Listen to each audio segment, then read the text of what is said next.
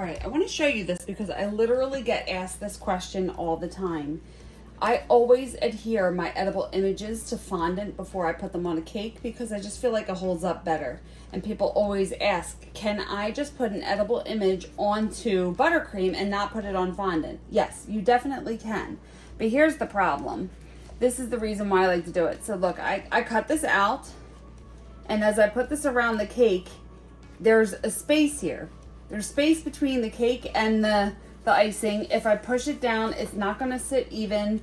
It could wrinkle a little bit, and that is because the sides of my cake are not straight up and down. And it just happens, like things aren't perfect. So if I just adhere this to the buttercream, it could start to wrinkle or warp because the cake isn't straight up and down. So now I put this edible image on a piece of fondant. I adhered it with a little bit of piping gel. And when I put it against the cake, it is now completely adhered to the cake. You know, like it is fitting on it perfectly. There's nothing bunching. The image is not going to wrinkle.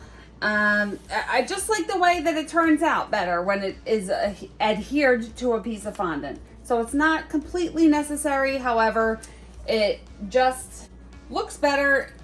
I feel like it looks better and it holds up better if you do. So I'm just taking a little bit of Crisco on the back of the fondant, or you can use water or piping gel. Crisco is very forgiving, but it holds well.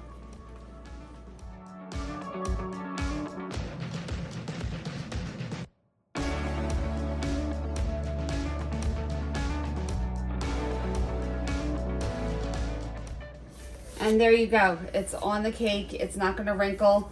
It has a extra layer of protection, and I just feel like it holds up so much better with the fondant behind it.